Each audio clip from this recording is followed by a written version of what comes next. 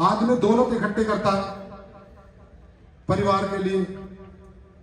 मोदी जी, योगी जी जो देश और प्रदेश चला रहे हैं, सब कहते हैं कि इनके पास कुछ नहीं है ना। बस जैसे मोदी जी और योगी जी ऐसे ही मैं भी हूं ना, उनका कुछ है ना मेरा कुछ है। भाई ये परिवार है मेरा और यही उनका परिवार है। देश का एक व्यक्ति, समाज का वो व्यक्ति अंतिम जो पायदान पर है, जिसकी बात कोई नहीं सुनता, उसकी बात सुनने में, उनकी मदद करने में, उनका काम करने में जो आनंद आता है, जो प्रेम मिलता है, इससे बड़ा सुकून, इससे बड़ी दौलत हमें कोई नहीं मिल सकती। और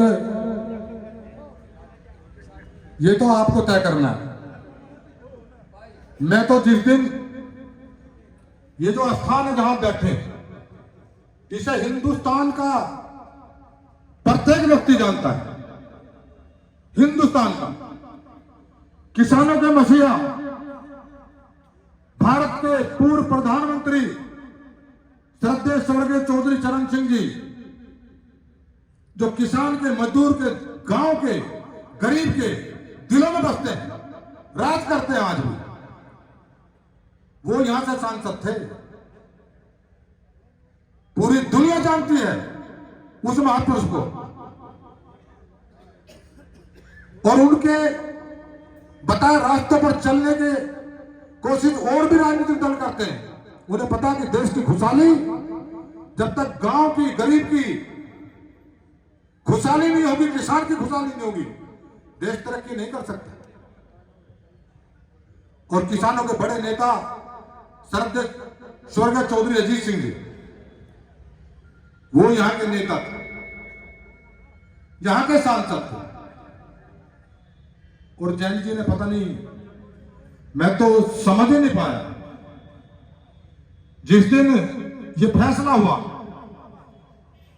मैं छपरौली में एक शादी में था, ये बराबर में वेंकट हॉल, मेरठ से एक बारात आई थी।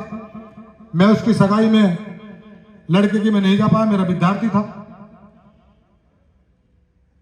तो सगाई में नहीं जा पाया, मुझे तकलीफ भी थी, मगर तेरी बारात में आऊंगा।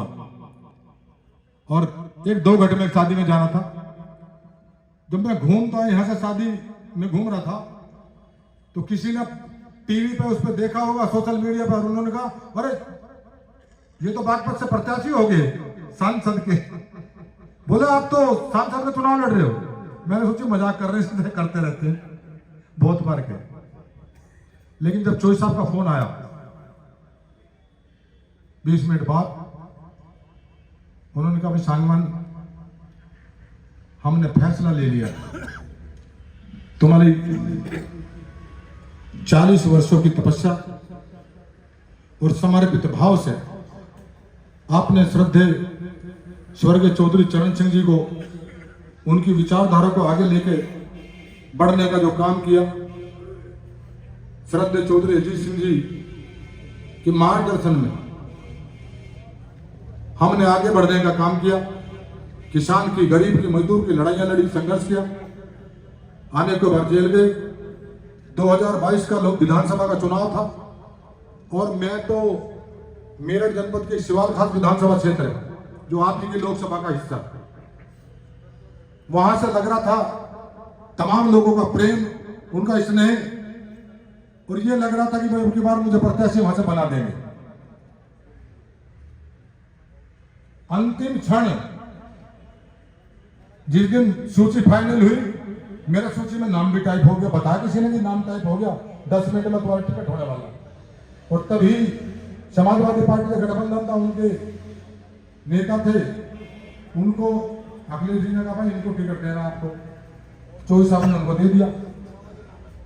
रात को उनका टिकट हुआ, लोगों में आक्रोश था। मैं समझ गया मुश्किल दौर है, आज चौधरी साहब हमारे बीच नहीं है। जैन जी को जिम्मेदारी मिली है इस विचारधारा को आगे बढ़ाने की, किसान की, गरीब की तकलीफों को दूर करने के लिए संघर्ष करने की। बहुत कठिन दौर है। मैं सुबह 7 बजे उठा और मैं उनके घर गया। मैंने कहा, विधायक जी आपको चौधरी साहब ने प्रत्याशी बनाया आपके चुनाव को हम लड़ाएंगे, मैं लड़ाऊंगा, और वो चुनाव हमने लड़ा, चुनाव हम जीत गए, कोई तकलीफ नहीं है। और वो मैं इसलिए भी बता रहा हूं, मैंने कभी न चौधरी अजीत सिंह साहब से, न चौधरी जैन जी के पास आप पूछ लेंगे, मैं कसम खा के कह सकता हूं, सौगंध खा के कह सकता हूं, राजनीति में साफ मन से बता रहा हूं, मैंने कभी अपनी जबान से न चौधरी अजीत सिंह साहब से, न जैन चौधरी से ये नहीं कहा कि मैं आपकी पार्टी का सक्रिय कार्यकर्ता हूं, समर्पित कार्यकर्ता हूं, मेहनत भी करता हूं, आप मुझे कहीं से चुनाव लड़ा दो। मैंने अपनी जबान से कभी नहीं मांग की, कभी नहीं मांग की, और ना आपकी बात। जब चौधरी साहब का फोन आया कि आपको बागपत से सांसद का चुनाव लड़ना है, मैंने तुम्हें प्रत्याशी घोषित कर दिया, तो मैं सन्न रह गया, और मुझे नहीं पता चला, इतना इमोशनल, इतना भावुक, मेरी आंखों में एक पल में ही मेरी आंखों में आंसू थे, और इतने भावुक चौधरी जैन जी से बात करते करते उनका गला भी रुक गया। मैं कैसे धन्यवाद करूं, इतना बड़ा फैसला जो सीट उनके लिए हो, जहां का प्रतिनिधित्व चौधरी चरण सिंह ने किया हो, जहां का प्रतिनिधित्व चौधरी अजीत सिंह जी ने किया हो,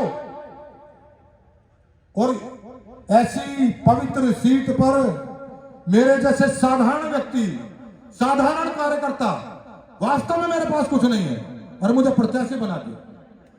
मैं कैसे शुक्रिया अदा करूंगा? ये मेरे लिए बड़ी कठिन परीक्षा का समय है। जो अब तक काम किया मैंने, दिलों में लोगों के प्यार मोहब्बत जो उनका हासिल करने का काम किया, ये उसी परीक्षा का अब समय आ गया है। आप लोग तो मुझे प्यार कर रहे हो। आज मैं जितने काफिले के साथ जिस क्षेत्र से गुजरा हूं, बहुत प्यार मिला, इतना प्यार मिला, मैं कई बार भावुक हुआ, कई बार। संसद में तो आप भेज दोगे, अभी कह रहे थे घर नहीं है तो नहीं, और बन भी नहीं सकता था, ये तो चौधरी साहब ने बनवा दिया। दिल्ली में सरकार देगी ना,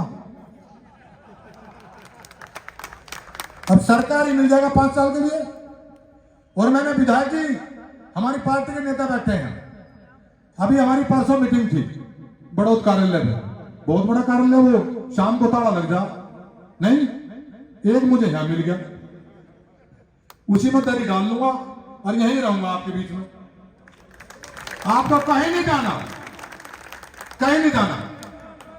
आपके सुख में, आपके दुख में, और आपके जो मुद्दे हैं, जो काम है, जो विकास के काम है, उन्हें करने में कोई कोर कसर में छोड़ूंगा नहीं। मुझे ज्ञान बहुत है, पैसा तो नहीं था, पर मेरे अंदर आत्मबल इतना था,